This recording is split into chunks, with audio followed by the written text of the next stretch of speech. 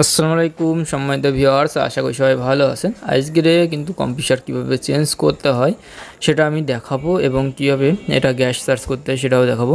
তো ভিডিওটা সবাই মনোযোগ সহকারে কন্টিনিউ করতে থাকবেন। তো এখানে দেখেন এটা কম্পিউটারটা ওয়ালটন কম্পিউটার, 600 গ্যাসের, এবং এই ফ্রিজে কিন্তু কম্পিউটার এবং হিট কন্ডেন্সার লাগানো হয়েছে। কিভাবে গ্যাস সার্চ করছি এবং এখানে কিভাবে ভ্যাকুম করতে হয় সব কিন্তু ডিটেলস দেখাবো। এই যে হিট কন্ডেন্সার নষ্ট হয়েছিল এবং কম্পিউটারটা তেল উঠে নষ্ট হয়ে গেছে, পিস্টন জাম করে, বেশিরভাগ তেল উঠে যাওয়ার পরে এটা কম্পিউটারের পিস্টন জাম হয়ে যায়। তো এখন ভ্যাকুম চলছে, ভ্যাকুম চলার পরে ভ্যাকুম চলার নিয়ম কিন্তু মিনিমাম আধা ঘন্টা মতন চালাতে হবে এবং যতক্ষণ হাওয়া থাকবে আধা ঘন্টা চালালে ক্লিয়ার হয়ে যায়। যদিও তবুও মনে করেন যে 10-15 মিনিটের মধ্যে বোঝা যায় যে হাওয়া এখনও আছে কি না, ঠিক আছে। তবু যদি প্রথমের মতন হাওয়া বেরোয় তাহলে মনে করবেন কোনো জায়গায় এক জায়গায় লিক আছে। এখানে দেখেন এই যে 1000টা, তো এখানে যে থাউজেন্ডটা এখানে বুঝি কাটবে।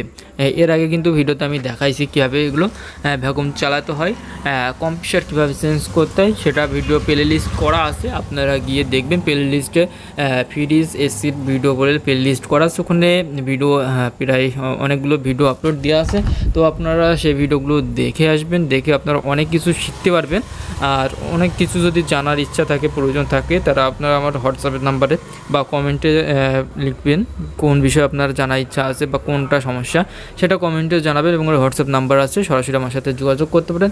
এবং যারা ফর্মা নিতে চাচ্ছেন মোটর বাছাই করার জন্য যে ফর্মাগুলো, এগুলো আপনারা আমার কাছ থেকে নিতে পারেন। সারা বাংলাদেশ কিন্তু হোম ডেলিভারি দিয়ে থাকি। তো আপনারা যারা নিতে চান তা আমার সাথে যোগাযোগ করবেন। এবং এখানে গ্যাসটা দেওয়ার পরে দেখেন হিট কন্ডেন্সার কিন্তু গরম হবে এবং কতদূর গরম হয়েছে সেটা আমি কিন্তু হাত দিয়ে অনুভব করতেছি।